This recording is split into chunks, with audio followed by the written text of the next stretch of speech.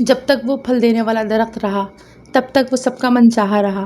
اس کی چھاؤں میں بیٹھنے والے اس کے گن گاتے نہ تھکتے تھے۔ موسموں کی تبدیلی نے، ہوا کے جھکڑوں نے، خزاں کی بے دردی نے اس کی شادابی و گھنیری چھاؤں چھین لی تھی۔ یہاں کے تند و تیز ظالم ہوا نے اسے جڑ سے اکھیڑ ڈالا تو وہ سب کے لیے بیکار ہو گیا، بوجھ بن گیا، ایسا بوجھ جس کو کوئی اٹھانا نہیں چاہتا تھا، نہ اپنا نہ پرایا۔ پھر ایک گہری سازش نے اس بوجھ کو ہمیشہ کے لیے سر سے اتار دیا۔ کشادہ سی سڑک جس کے دونوں اطراف میں گھر ہی گھر تھے، ان میں سے ایک گھر کے سامنے لوگوں کا ہجوم دکھائی دیا۔ تحد نگاہ سر ہی سر دکھائی دیے تو میں بھی وہاں رک گئی۔ پیشے کے اعتبار سے میں صحافی ہوں۔ وہاں کوئی حادثہ ہوا تھا، ایک شخص کی لاش زمین پر پڑی تھی، پولیس بھی وہاں موجود تھی۔ پاگل تھا، دماغ چل گیا تھا۔ ایک سرگوشی، شاید نشہ بھی کرنے لگا تھا۔ دوسری سرگوشی، لگتا ہے کوئی لڑکی وڑکی کا چکر تھا۔ بزرگوں کی کھسر پھسر تھی، سنا ہے بھابھی سے نہیں بنتی تھی۔ یہ خالص روایتی سوچ محلے کی عورتوں کی تھی۔ پولیس اپنی کارروائی کے لیے موجود تھی۔ عینی شاہدین اپنا اپنا مشاہدہ بیان کر رہے تھے۔ پاس ہی اس مردہ شخص کا بڑا بھائی مغموم سا کھڑا تھا، یوں جیسے وہ ابھی بھی بے یقین سا تھا۔ یہ بات واضح تھی کہ اس شخص نے خودکشی کی تھی۔ کہنے والوں کے مطابق اس شخص کی دماغی حالت اتنی بگڑ گئی تھی کہ اس نے چھت سے چھلانگ لگا دی۔ میں جانتی تھی کہ ابتدائی کارروائی کے بعد یہ کیس کہیں ڈوب جائے گا۔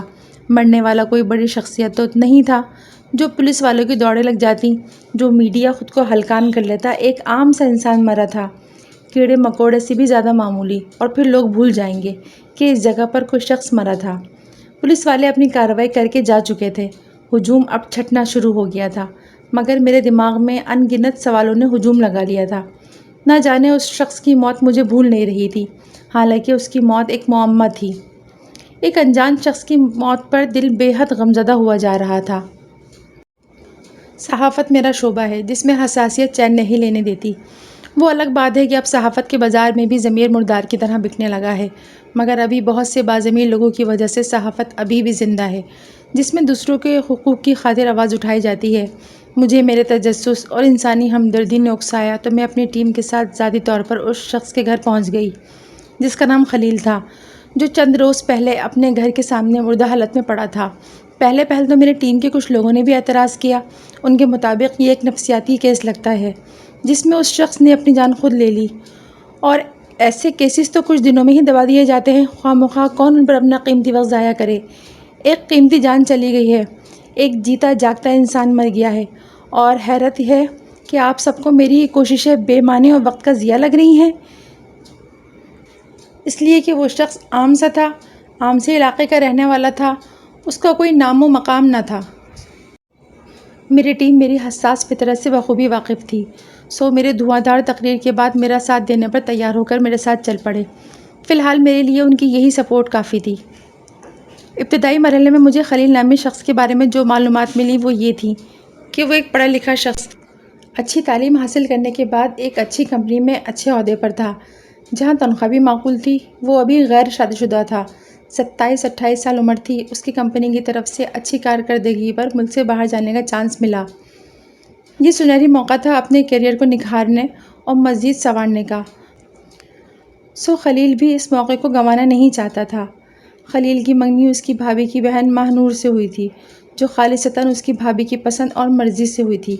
وہ چاہتی تھیں کہ دونوں بہنیں ایک ہی گھر میں آباد ہوں۔ بھابھی کی خواہش تو یہی تھی کہ کینیڈا جانے سے پہلے خلیل اور ماہ نور کی شادی ہو جائے اور وہ بیوی کو باہر ساتھ لے کر جائے، مگر شاید یہ شادی مقدر میں نہ تھی، لہٰذا خلیل کو ابتدائی چکر تنہا ہی لگانا پڑا۔ ابھی میں خلیل کے متعلق اتنا ہی جان پائی تھی کہ خلیل کے بڑے بھائی کی 7 سالہ بیٹی کو اچانک دورے پڑنے لگے اور گفتگو بیچ میں ہی رہ گئی۔ خلیل کے بھائی نے بتایا کہ یہ اپنے چاچو سے بہت قریب تھی، جس دن سے وہ مرا ہے اس کی یہی حالت تھی۔ تحقیق کا دوسرا مرحلہ اپنے اندر کافی بیزاریاں سمیٹے ہوا تھا۔ وجہ یہ تھی کہ خلیل کے گھر والے شاید اس موضوع سے اکتانے لگے تھے تو ان کو ہماری آمد اور ہمارے سوالات کوفت کا شکار کرنے لگے۔ بی بی کیوں روز روز چلی آتی ہو؟ ہمیں تو کسی پر بھی شک نہیں، تو پھر یہ خواہ مخواہ کی کھوج کیوں؟ شروع میں تو بھابھی صاحبہ دیور کی ناگہانی موت پر نوحہ کناں نظر آئیں۔ اس نے یوں ایک دم سے روپ بدلا تو میرا ماتھا ٹھنکا۔ وہ تو یوں مطمئن دکھائی دے رہی تھی جیسے یہ اندوہناک حادثہ ان کے بجائے کسی پڑوسی کے گھر میں ہوا ہو۔ اس دوران جو بھی تھوڑی بہت بات کی خلیل کے بڑے بھائی نے ہی کی۔ جو ابھی بھی صدماتی کیفیت سے دوچار تھا۔ اس کا کسی سے جھگڑا۔ میں جاننا چاہتی تھی کہ خلیل کا گھر والوں کے ساتھ اور گھر والوں کا خلیل کے ساتھ کیسا رویہ تھا۔ اس بیچارے نے کس سے لڑنا تھا، وہ تو خود ہی حال بے حال سا رہتا تھا۔ یہ بڑے بھائی کے الفاظ تھے۔ مزید معلومات کے مطابق خلیل باہر کے ملک جا کر بہت اچھا کمانے لگا تھا۔ لوگ جہاں سالوں میں ترقی کرتے ہیں، خلیل نے یہ سب کچھ اپنی محنت اور ایمانداری سے کچھ عرصے میں ہی حاصل کر لیا تھا۔ وہ بھائی بھابھی اور ان کے بچوں کے لیے بھی ہر ماہ معقول رقم بھیجنے لگا تھا۔ تو پھر اس کا دماغی توازن کیوں بگڑا؟ اتنی خوشحالی میں یوں اچھے بھلے انسان کا ہوش و حواس سے بیگانہ ہو جانا عام بات نہ تھی۔ یقیناً کوئی چوٹ، کوئی صدمہ، کوئی درد ہی ایسی صورت ہو جس میں وہ انسان کو دیمک کی طرح چاٹ جاتا ہے اور وہ کسی کھوکھلی اور بھربھری دیوار کی طرح بے جان ہو کر گر پڑتا ہے۔ خلیل کے ایک دوست نے کمپنی میں فراڈ کیا، اور وہ بھی خلیل کے نام سے۔ خلیل جس کمپنی میں کام کرتا تھا وہاں اس کا ایک دوست بھی کام کرتا تھا جس کی تنخواہ بہت اچھی تھی۔ کچھ حرام کھانے کی لت بھی لگ گئی تھی، لہٰذا اس نے فراڈ کا خفیہ پلان بنایا، ایک بڑی رقم پر ہاتھ صاف کیا۔ سب کچھ خلیل کے جعلی دستخط کر کے کیا، کیونکہ افسران خلیل پر بے حد اعتماد کرتے تھے اور اسی بات کا اس نے ناجائز فائدہ اٹھایا تھا۔ سارا الزام خلیل کے سر آیا، جس کی وجہ سے خلیل کو جاب سے فارغ کر کے اس کا ویزا ضبط کر کے واپس روانہ کر دیا گیا۔ وہ تو بس شکر ہوا کہ اصل مجرم کا پتہ چل گیا، ورنہ خلیل کو تمام عمر جیل کی ہوا کھانی پڑتی۔ مگر جب تک اصل مجرم پکڑا گیا تب تک بہت دیر ہو گئی تھی۔ خلیل کا تو سب کچھ برباد ہو چکا تھا، وہ خالی ہاتھ رہ گیا تھا۔ یہ ابھی مزید جاننے والی باتیں تھیں کہ خلیل کی ننھی بھتیجی کو پھر سے دورہ پڑا تھا۔ وہ صدمے کی کیفیت میں چلانے لگی تھی، چاچو کو نہ مارو، انہیں دھکا نہ دو، انہیں چوٹ لگ جائے گی۔ اس کے منہ سے ٹوٹے پھوٹے الفاظ نکل رہے تھے۔ اس کے بعد بچی بے ہوشی میں چلی گئی۔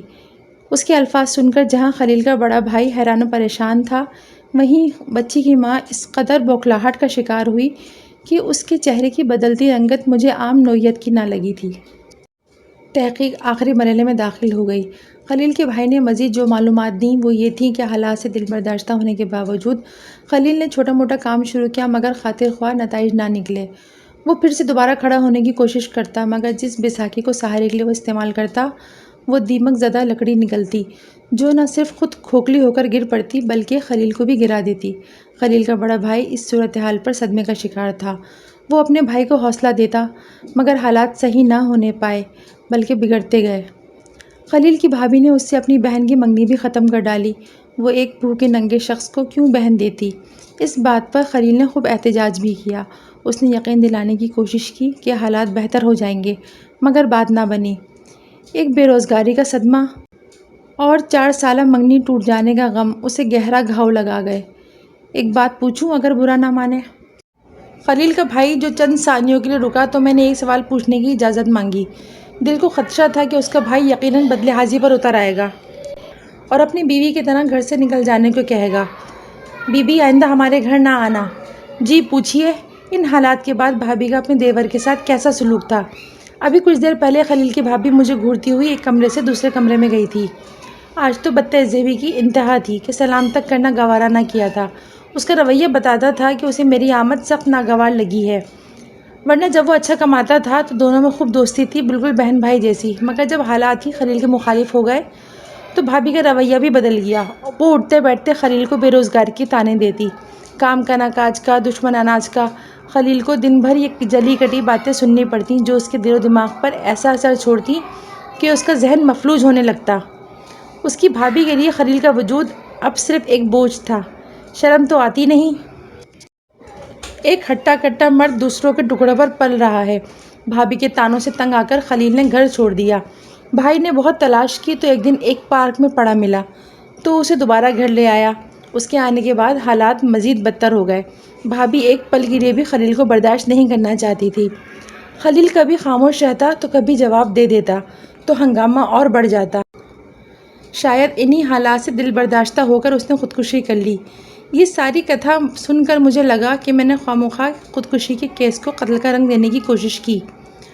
ایسا کچھ نہیں، عام سا کیس ہے۔ ایک نوجوان نے حالات سے تنگ آ کر خودکشی کر لی، مگر مجھے اس کی حرام موت کا دکھ تھا۔ اس کے بعد میں نے اس کے گھر جانا چھوڑ دیا، کیونکہ حالات و واقعات نے خود گواہی دے دی تھی کہ محض خودکشی کے سوا کچھ نہیں، مگر 2 ماہ کے بعد ایک اخباری خبر نے پھر سے مجھے خلیل کے گھر جانے پر مجبور کر دیا۔ بھابھی کے ہاتھوں بے روزگار دیور کا قتل، قاتلہ کا اقبال جرم۔ اخبار میں خلیل کی تصویر نے مجھے ہلا کر رکھ دیا۔ وہ کیس جسے میرے ذہن نے فراموش کر دیا تھا، وہ نئی حقیقتوں کو لے کر میرے سامنے آ کھڑا ہوا، پوری دلیلوں اور ثبوت کے ساتھ۔ میں وہاں پہنچی تو گھر کا نقشہ ہی بدل چکا تھا۔ خلیل کی بھتیجی چاچو کی موت کے صدمے کو برداشت نہ کر سکی اور دماغ کی شریان پھٹ جانے سے مر گئی، مگر مرنے سے پہلے اس حقیقت سے پردہ اٹھا گئی۔ جانتے ہیں قارئین وہ دلخراش حقیقت کیا تھی؟ خلیل نے خودکشی نہیں کی تھی، بلکہ اسے قتل کیا گیا تھا، اور قاتلہ اس کی بھابھی تھی، جس نے ایک بے روزگار اور بیکار شخص کو چھت سے دھکا دے کر جان چھڑائی تھی، مگر وہ اس بات سے بے خبر تھی کہ اس کی اپنی کمسن بیٹی کی آنکھ نے یہ منظر محفوظ کر لیا ہے، اور ایک دن وہی بچی اس گناہ کا پول کھول دے گی۔